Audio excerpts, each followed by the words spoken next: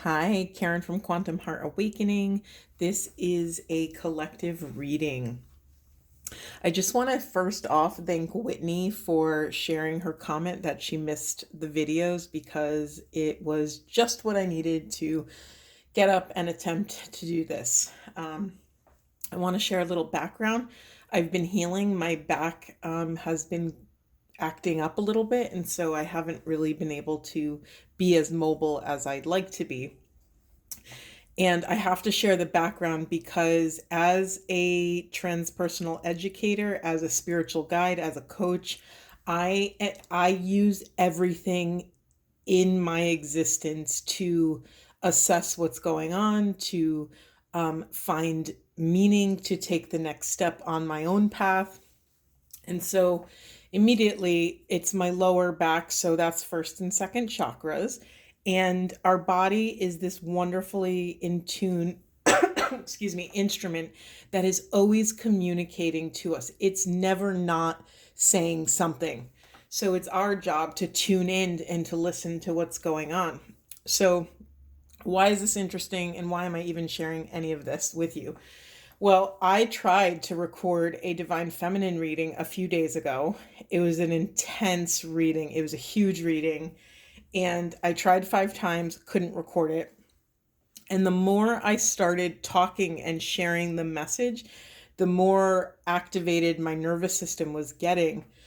And when that happens, this is a really interesting discernment piece. Sometimes when that happens, that's spirit giving me a message that it's actually more important that I go vibrate this energy of the message than actually share the message. I know that might sound crazy to some people, but I've been developing a language and a relationship with spirit my whole life, and that is just what came out. And that's something I talk about a lot with energy anatomy. It's like we are gifted this vessel, and it is our job to be a good steward of this container so that we can hold what comes through it, right? So that we can come deeper into relationship with the world around us and learn to steer our to steer self in the direction of alignment, and that's alignment with our soul's calling. This is what this whole channel is about. I mean, you could call it being on the path to illumination, on the path of enlightenment. Um, you can call it, ascension path, whatever you want to call it. What we're all doing here together is coming into deeper relationship with self, learning how to love self and other without abandoning another truth. We're learning to hold this union of opposites within our own hearts and bodies and minds. And that's probably the most difficult thing to do. And you'll find that you come into contact with that exact challenge in every area of your life. I do it with my own insecurities and vulnerabilities. I do it with other people, with collective, societal issues, with whatever comes up. It's like, can we hold our center for love in the chaos of standing dead center in the polarity and not allowing ourselves to get pulled in any one direction, and to actually become conscious, intentional guides of that energy, of our awareness, right? We are steering our consciousness. And when we can have control over self and our little piece of consciousness, we have the power to shift the collective. And that's my mission here, is to shift collective consciousness towards unconditional love, authenticity, and infinite oneness. Okay. I think that's all I have to say about that. The last thing I'll say, and then I'll shut up and get into the message. The last thing I'll say is I I think it's very important for guides and anyone who's stepping into the role as a leader to be transparent about their own inner work. And of course, being mindful of the space and the container and all of that. But what I want to share with you is that I think the last feminine Divine Feminine support reading that's actually posted on the channel, that whole reading was about taking space to rest. And what's so funny is that I was in such a eager tizzy to get out more videos and do more readings to support the collective that I actually wasn't resting. And in essence, I crossed my own boundary and my body couldn't handle it. And so my body was communicating to me that I needed to rest. So again, if we don't take the hints that we're getting and follow them, spirit will find another way for us to force the situation. And it's always better to be in a position where we could, consciously make the choice. I'm actually now thinking about the Tower card in the tarot deck, where there's usually two figures. There's one who's falling out backwards and there's one who's actually leaping out. And you always want to be the one who's consciously, intentionally wielding their free will to actually make the choice, to be the one leaping out with intention. Okay, that's that. So this reading is a very introspective, internal reading. We have in the primary position, we have the observer, we have mending, and we have the thinker. This is a time of creating a safe container within to dive into this inner work, to dive into the role as the divine witness, and to observe just where you are. I find it interesting that I'm immediately getting out of breath with this reading. So let me pause. And that's a message in and of itself of where are you not taking up enough space to go at your own pace, to go at a pace that allows you to intake the information around you, to contemplate what you're receiving, and to then access intuition and wise discernment on what to do with what you're observing. We are mending the relationship with self. And once we do that, all other relationships are usually taken care of. And by that, I just mean that when we repair our discernment, then we know how to move in the world. We know who to move toward and who to move away from. We know what to move toward and what to move away from.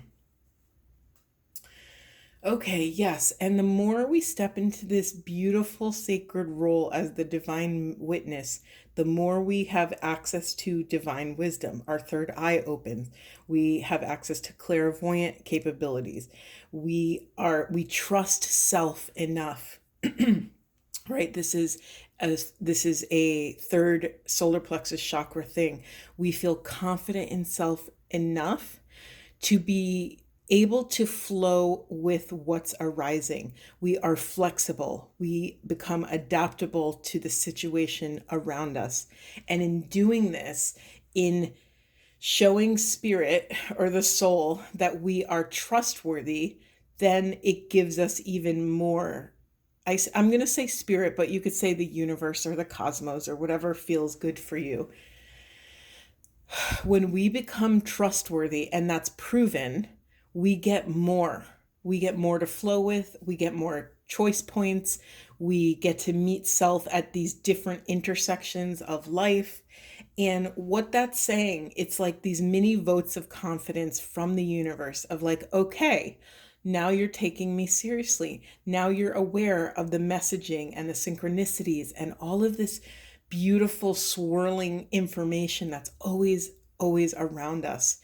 In doing that, we gain even more confidence. We build our personal power. We are able to fill ourselves up. And then what happens? Then we're able to give some of it away. And again, we only give away from our overflow. I'm sure you heard that analogy of filling your own cup up before you give to others. I've heard that a million times.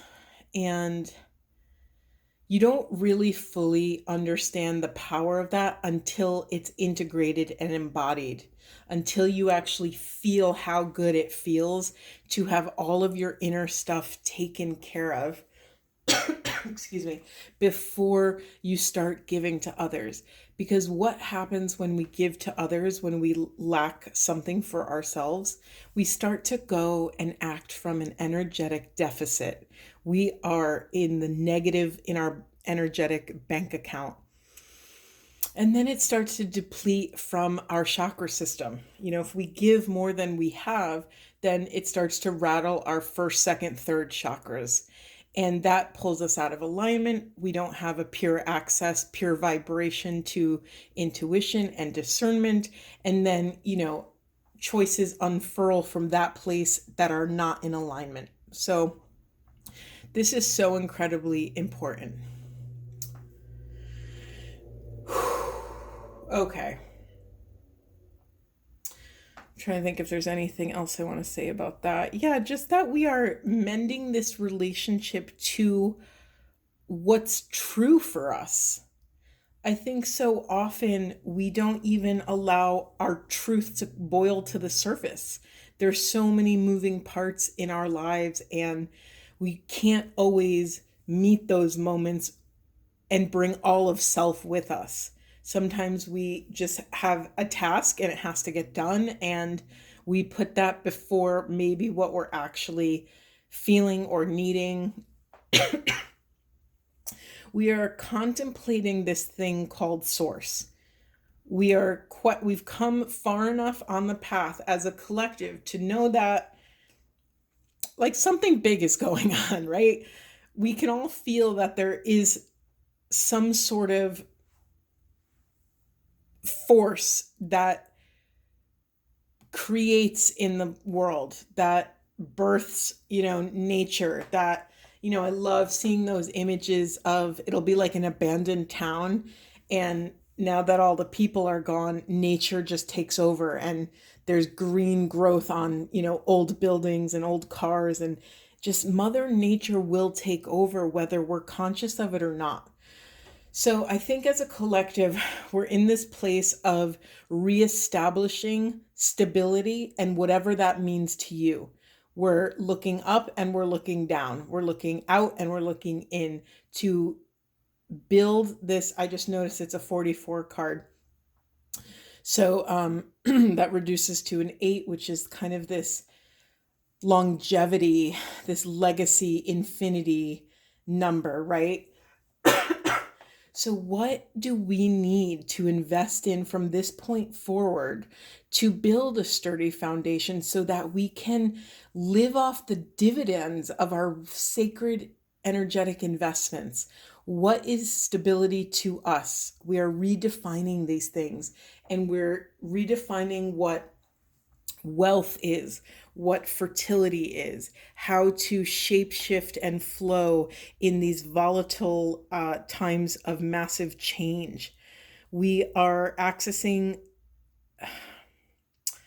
I stopped myself from saying it, but I'm going to say it. We're accessing this psychic energy, this other sense that we may have not even been previously aware of.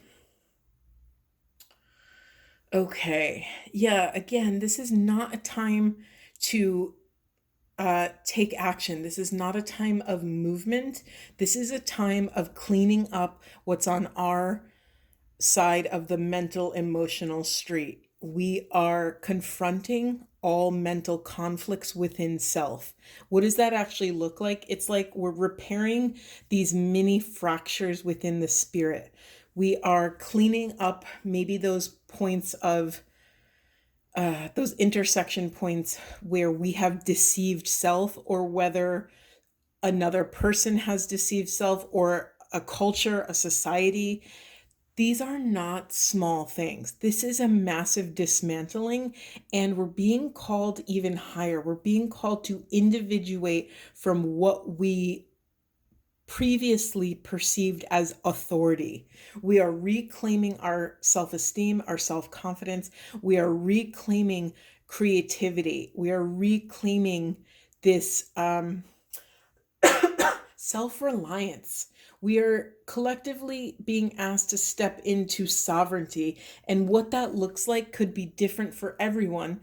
But on a collective level, you know, if I'm just getting, let's ground this in real life, right? So often we're in the 5D energetic, spiritual, whatever. Let's ground this. So, what is sovereignty to you? Maybe that's a journal prompt for you to really think and look into. What is sovereignty for just a culture? I think sovereignty is that we are self-reliant in as many places in our life as we can be. You know, I've been seeing examples of extremes, and then right as I said that, I'm like, well, is it really that extreme? I People want to be sovereign. They want to grow their own food. They want to have access to their own clean water. They want to live in harmony. They want to be able to freely wield their consciousness in a way that they see fit, because no one can tell someone how to wield your consciousness.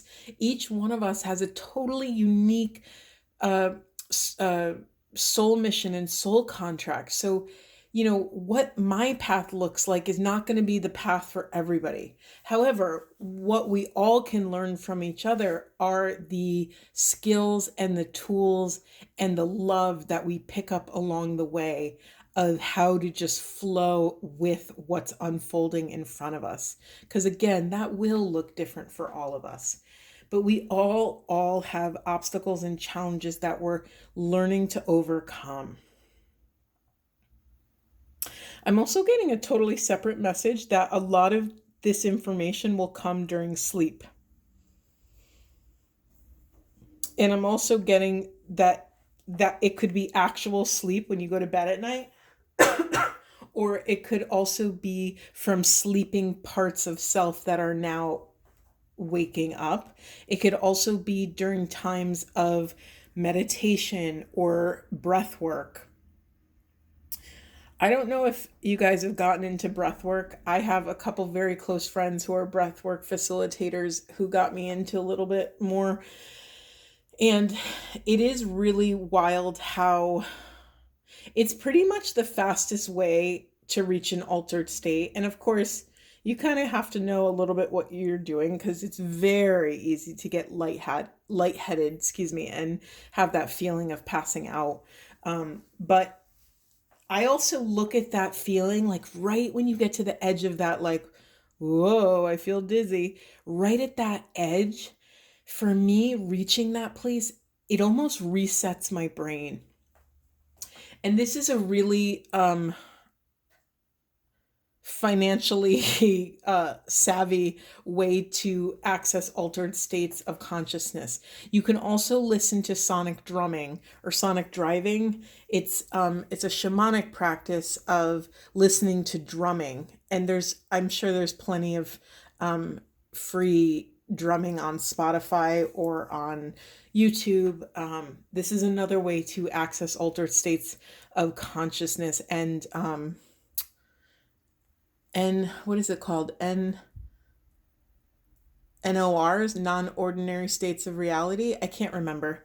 I did a shamanic awakening retreat where we learn these practices, and I'm always exploring different ways to alter our states of consciousness, because again, it's those moments when we can turn off our thinking mind and actually go into the feminine energy of receiving, allowing Mother Gaia, allowing the universe, allowing God, whoever, to gift us with an awareness. And so often on this path, I know if you guys are like me, like this information is really exciting. When you have a truth that lands and vibrates your heart open, it's very exciting. And most of us, quote unquote, seekers on the path are voracious for more information, right? It's exciting. It's exhilarating to have, a divine experience. It's ineffable at times.